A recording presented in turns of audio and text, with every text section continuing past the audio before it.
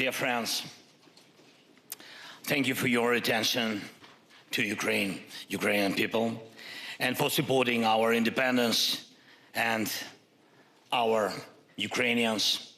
And I want to especially thank those who stand with us, not only in words or not only in emotions, not only in the hope for more security, but in real action, in real work, in concrete help, like Germany, like Mark, like Ursula, Antonio, Roberta, and all our friends from the United States and all our European friends. Thank you so much for all your support. Thank you.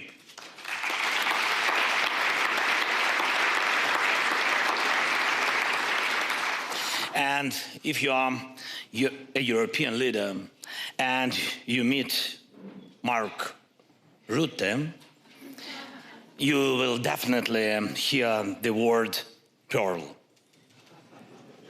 And not just once, and very serious things, really. He starts and ends every conversation with a call to support pearl. And he's right to do so. Thank you, Mark. Pearl is a program that allows us to buy Patriot missiles in the United States and other weapons that protect Ukrainians from Russian attacks, of course. Most of the air defense missiles that can stop Russian ballistic missiles come to us thanks to Pearl. And Pearl exists because of Europe, it's true. Europe is paying for our ability to stop ballistic attacks. Thanks everyone who helps us. Thank you.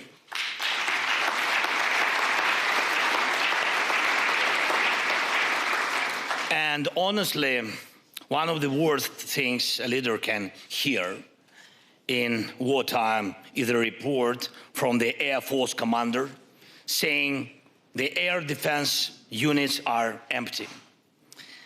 Empty, and they used the air missiles to stop Russian strikes, and there was no resupply, and intelligence says a new massive attack may come in a day or two. Sometimes we manage to deliver new missiles for our Patriots or Nasams just before an attack, and sometimes at the very last moment. And I want to especially thank Germany, Norway, Netherlands for their strong leadership in Europe in giving us air defense systems. Thank you very much. These systems save our lives.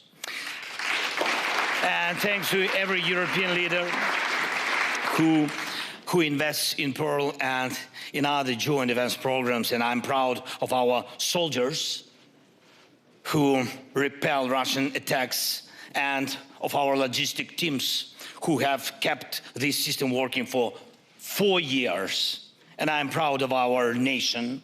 And it is the courage and resilience of Ukrainians that make the defense, that make the difference. And our people deserve gratitude, they deserve respect. Thank you so much. 4 years of full-scale war. Today I want to show you what that really means. And I want you to ask yourselves, are you ready not only for the challenges that Russian aggression brings, the challenges of modern war, but also for the constant effort to convince the world to fight for support, to defend your country's interests every single day, as Ukraine must do. The world is built on interests, and you have to work tirelessly to align interests and help partners see what this brings. And when you see what is coming, we will be able to convince those in power to act preventively, to stop the evil before it destroys everything. Right now you can see a visualization of one of Russia's attacks. Many of you were already here in Munich when this strike took place. Russia launched 24 ballistic missiles, one air-launched guided missile and 200, can you imagine, 219 attack drones against our cities, Kyiv, Dnipro, Odessa. Just one attack, just one night. Our air defense used the missile that arrived from our partners just a few days earlier. They came on Sunday, it's true, and on Thursday night, the missiles were already protecting our skies. And that is just one night, but Russian attacks happen almost every night in Ukraine, and at least once a week, massive strikes. Still, Ukraine has endured 1,451 days of full-scale war, longer than anyone predicted. And I want you to understand the real scale of these attacks on Ukraine. As you can see, in just 1 month, this January, we had, you see it, we had to defend against 6,000 attack drones. Most of them were Shahed drones, and 150 plus Russian missiles of different types, and more than 5,000 glide bombs. And it's like these every month. Imagine this over your own city, shattered streets, destroyed homes, schools built underground. And this is daily life in Ukraine because of course, because of Russia, for 4 long years. Russia uses many ballistic missiles and carries out combined attacks. Most of the strikes target our power plants and other critical infrastructure. And there is not a single power plant left in Ukraine that has not been damaged by Russian attacks. Not one. But we still generate electricity, thanks to our people.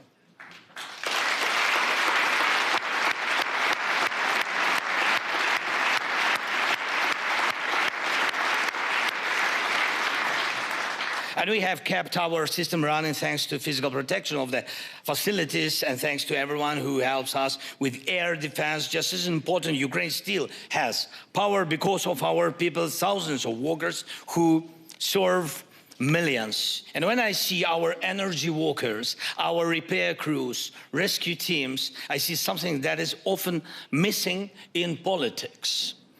Through dedication, the ability to work at 100%, to act immediately in a real emergency, not in a month, not in a year or two, but they save lives here. They save lives now. All these years. And many politicians could learn and must, I think, must learn from ordinary rescuers, from ordinary repair crews, from ordinary electricians to act, how to act immediately. During this war, thank you. During this war, weapons evolve faster than political decisions meant to stop them. When the Iranian regime first gave Russia the Shahed drones, they were simple weapons. They could be shut down easily. Now the Shahed is different. It has a jet engine. It can fly at different altitudes. It can be guided by an operator in real time. And it can use Starlink to reach its target. It can even carry other drones, acting at the, how we say, mother drone for FPVs. War reveals forms of evil we did not expect. And the longer a war continues, the more resources the aggressor receives. The more dangerous the consequences becomes, the more dangerous the evolution of weapons and of war itself, and the evolution of Putin. And I remember how the full-scale war was seen in the first year. And we were told that support would continue, but not at the scale and speed needed for Ukraine to win, it's true, or for Russia to lose. And what did that mean? It meant time. The idea was that America could manage the pace of the war and the risk of escalation to reach a point where Russia would no longer be able to attack, and Ukraine would agree not to return its occupied territories. Bob Woodward wrote about this approach of the previous US administration in his book, War. And he described how US Defense Secretary Lloyd Austin said, "We own the clock." And Austin had told Jake Sullivan numerous times, we own the clock. And Woodward writes that Sullivan was constantly learning from him. And of course, we are grateful for all the supplies we received. But you saw how it was, how long we had to push, to be allowed to get stronger and stronger weapons. Months for HIMARS, months for tanks, years for aircraft. Everything took time. This did not make the situation easier for anyone, because in war, the war itself owns time. And it uses the time against people, of course. That is why not a single day, not a single opportunity to protect life can be wasted. Everyone who seeks security and peace must understand this. Every day matters. And I'm grateful to every American heart that was helping us no matter what. Thank you. Without you, Americans, Europeans, and everyone who stands with us, it would have been very, very difficult to hold on. Thank you very much.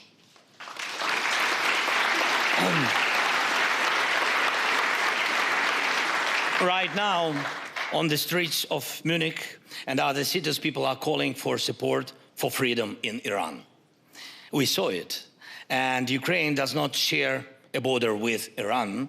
And we have never had a conflict of interests with the Iranian regime. But the Iranian Shahed drones they sold to Russia are killing especially our people, Ukrainians, and destroying our infrastructure. The Iranian regime has already done and can still do more harm than many other regimes could do in this century. And yet this regime still exists, and it hopes to survive everything, even this crisis. Today, the people of Iran expect from the world what we in Ukraine needed on February 24th, when the Russian invasion began: unity, determination, and speed. Of course, speed. Speed in support. And regimes like the one in Iran must not be given time. When they have time, they only kill more. They must be stopped immediately. And this is exactly what should have happened with the Ayatollah after all the wars his regime unleashed and all the lives it took. And with Putin as well, after the war in Georgia, after Syria, after 2014 and the occupation of Crimea.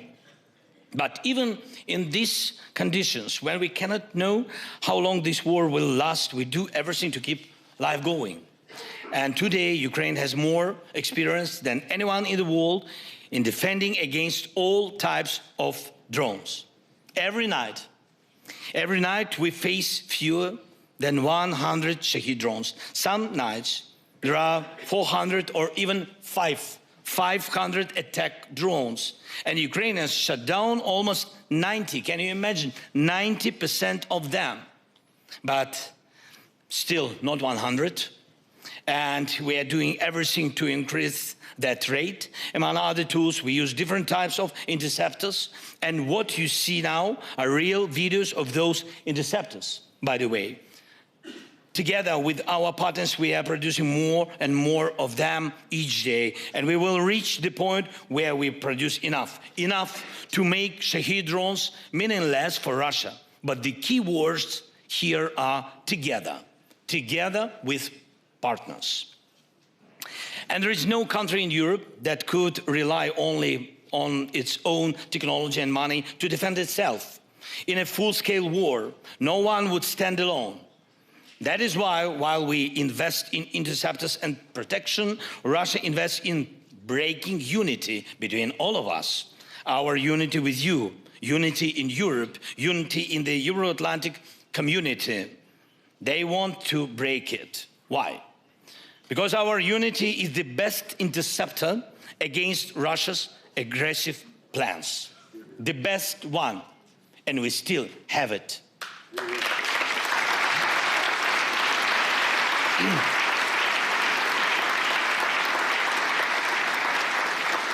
And I want to thank you, each of you who keeps unity alive and makes it stronger. Our unity is what protects us.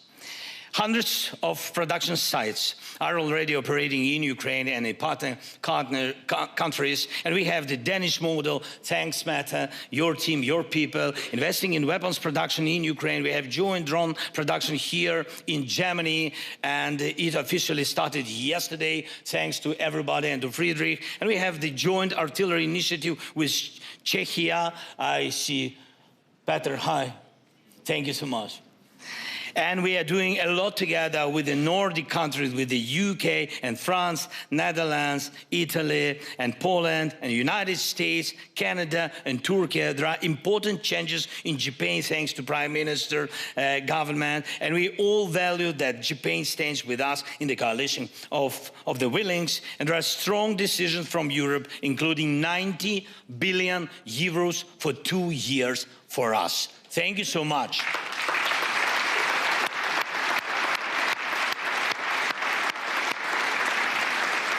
And this is a serious guarantee of Ukraine's financial stability. And thank you for every strong decision for all our joint work. But let's not close our eyes to the problem. And Russia still has accomplices, regimes like North Korea and companies across the globe, many of them from China, that bypass sanctions and provide components for Russian weapons, Russian missiles. On top of that, Putin still has guarantees of financial stability. A large part of those guarantees lies here in Europe, in European seas. I mean, Russian oil tankers still move freely along Europe's shores, in the Baltic Sea, in the North Sea, and in the Mediterranean. In total, Russia still uses more than 1,000 tankers. Each of them is, in fact, a floating wallet for the Kremlin.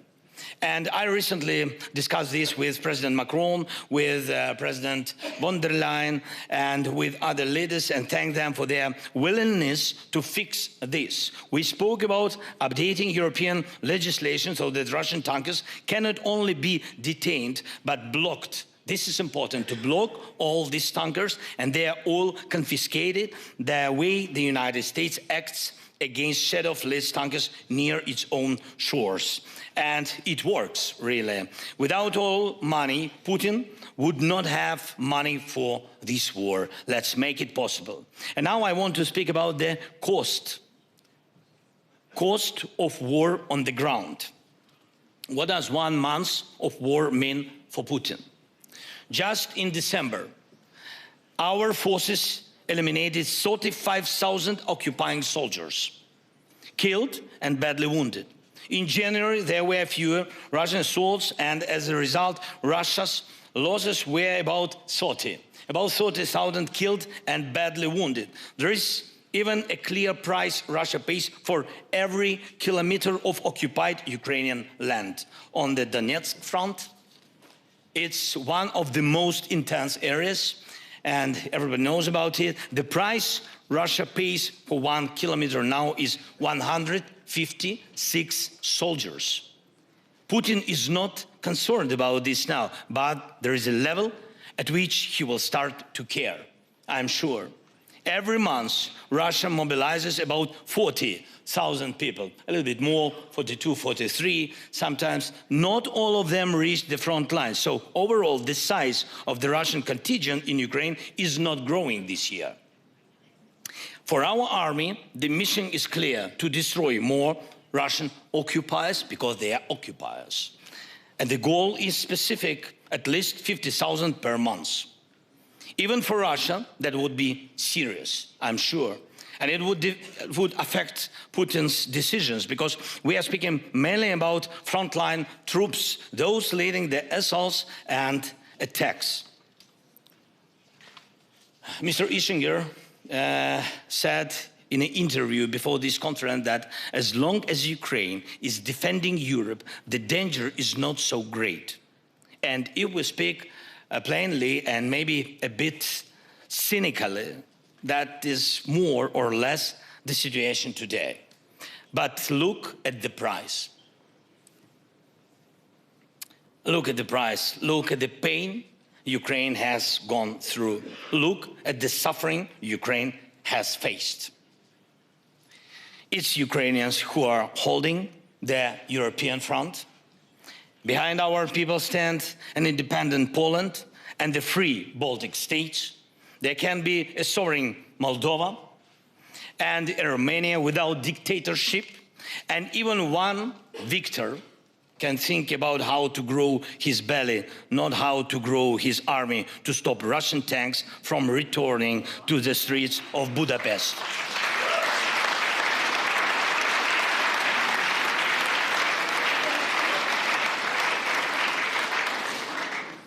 But none of our people choose to be such heroes.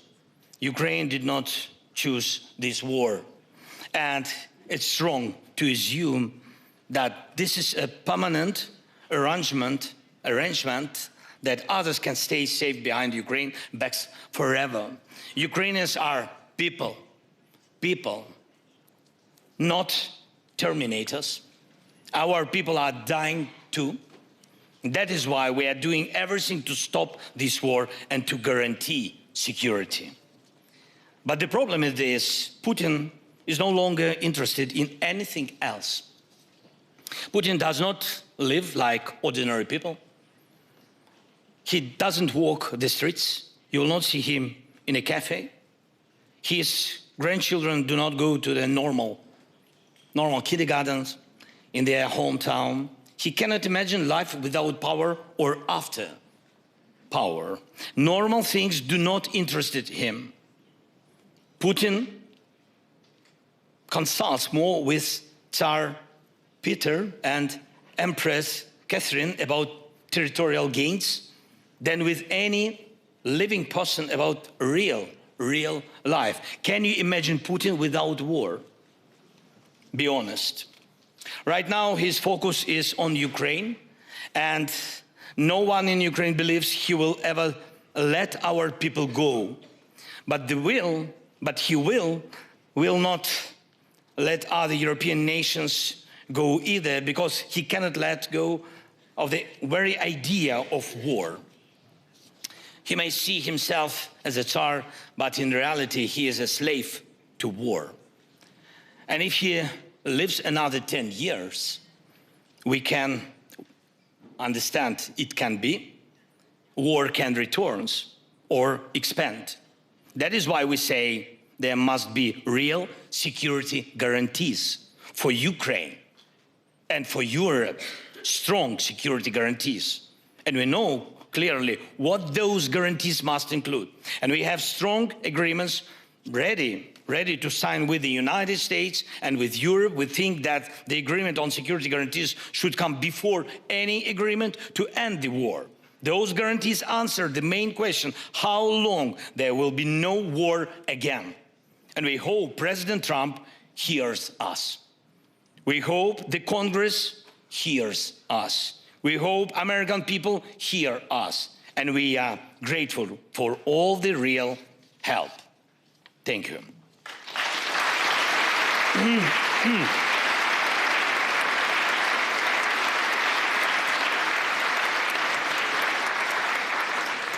We are doing everything, truly everything, to end this war, and this war can end and security can be guaranteed. Before the invasion began, we told the world, act now, please act preventively so the invasion does not happen. And I sent our commander-in-chief, at that time it was General Zelenskyy, to speak with the American side and to explain what Ukraine needed to defend itself. And I said, tell them we need javelins, stingers, and real weapons, something real to stop the Russian army, so they see we are not standing with bare hands. It was very important, but the most practical advice General Milley could give Ukraine at that time was simply dig trenches. And that is the answer my commander-in-chief brought back. Just imagine hundreds of thousands of Russian troops on your borders, massive military equipment, and all you hear is dig trenches. So if Russian troops enter Lithuania, God bless, no, just like example, or another country on NATO's eastern flank, what will the allies hear then? Will they hear that help is on the way? Hope so. Or will they hear dig trenches? Or something else? We must have the ability to give a strong response to that threat. And that is why we are talking about a joint European defense policy. That is why we need American backstop. That is why Europe needs Ukraine. The Ukrainian army is the strongest army in Europe. Thanks to our heroes. And it's simply, I think it's simply not smart to keep this army outside NATO.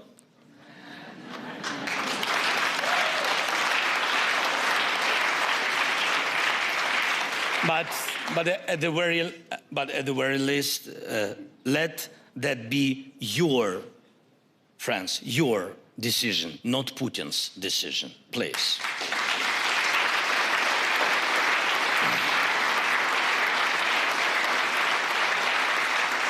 And today, among the things that unite Europe most strongly, there is also fear. Not fear that Ukraine might one day join NATO, but fear about whether NATO will even exist. But we support NATO and hope that NATO will be each day stronger and stronger. God bless. And right now, much of our cooperation with Europe and with other NATO partners and cooperation inside the alliance, including the historic decision to move toward 5% of GDP on defense, is a response to that fear. I think it's a correction of past mistakes, and it is an investment in the future, security, and it is a guarantee that NATO will not only exist, but will act if, God forbid, it's ever needed. Dear ladies and gentlemen, more and more often now many former officials from different countries say they warned about this war and that they said the invasion would happen. They remember what they said, and in most cases they greatly improve their own story, but none of them can say what they actually did, what they did to prevent the invasion. All these stories are about one thing, just one thing, shifting responsibility away from themselves. And what did Russia see in 2021? Putin sat as an equal with the President of the United States in Geneva. And he felt he could reshape Europe and the world at least. And there were no preventive sanctions against Russia, and there were no serious defense packages to show that we could stand up to Russia. Look now, our great guy, our athlete, Vladislav Graskevich. And he was disqualified at the Olympics simply for the intention to wear a helmet showing the faces of athletes killed by Russia in this war. And he was disqualified for the intention.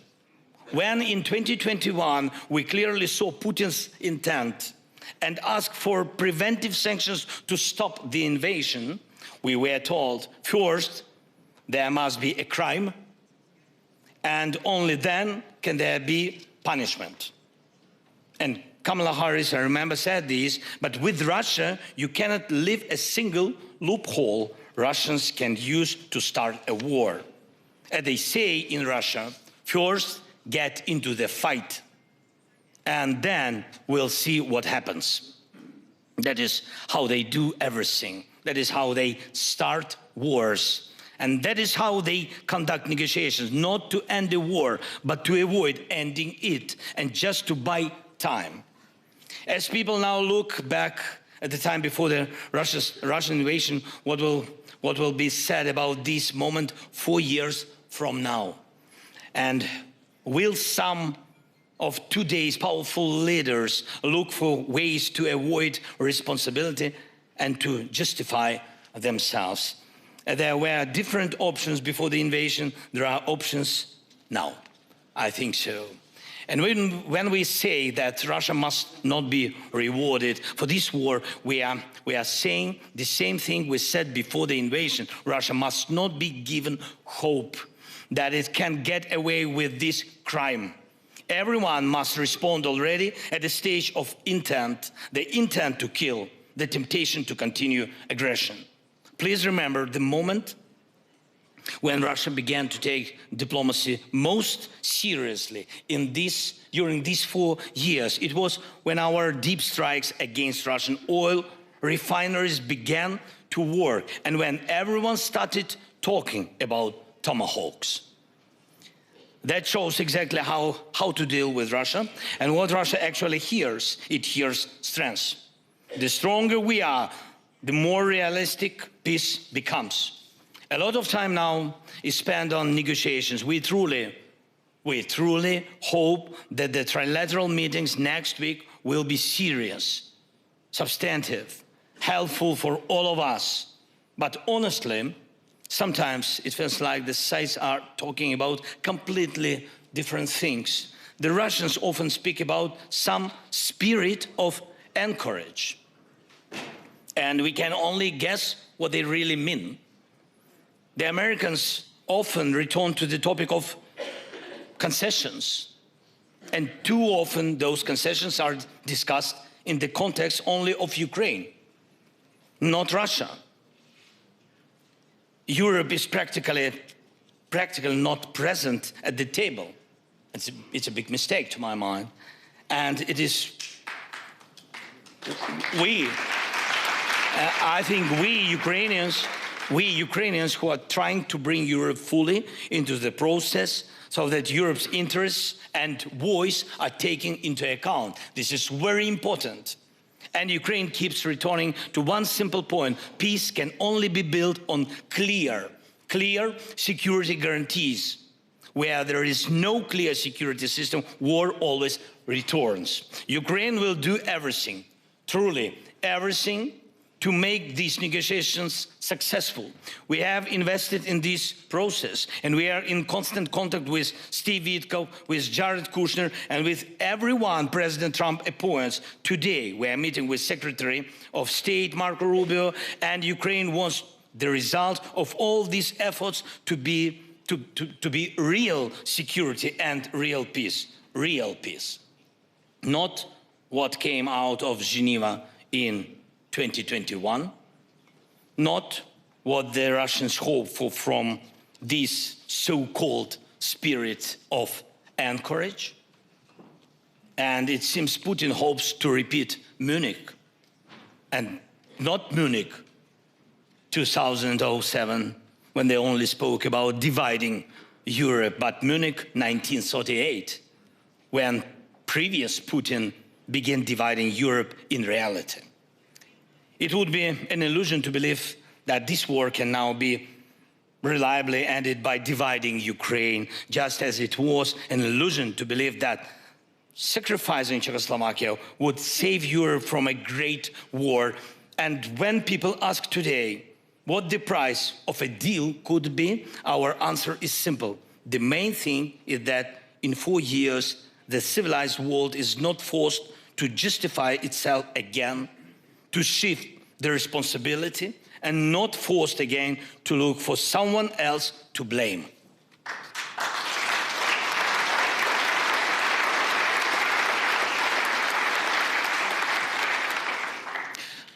Dear friends, Ukraine is ready for a deal that brings real peace to us, to Ukraine, to Europe.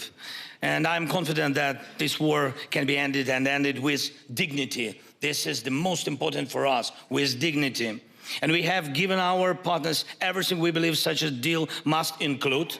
And we are ready to invest in common security, everything we have learned while defending ourselves during these years of this war. And we can clearly answer most of the security questions that were raised at the conference yesterday and that will be raised today.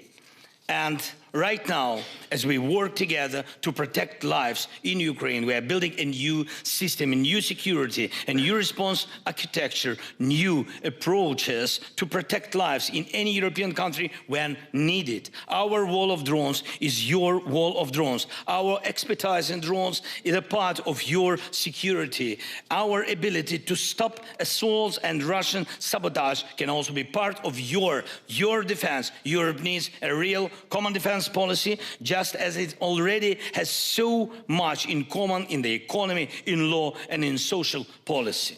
Please pay attention to Ukraine.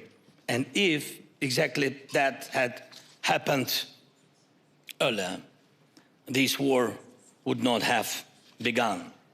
Thank you. Slava Ukraini!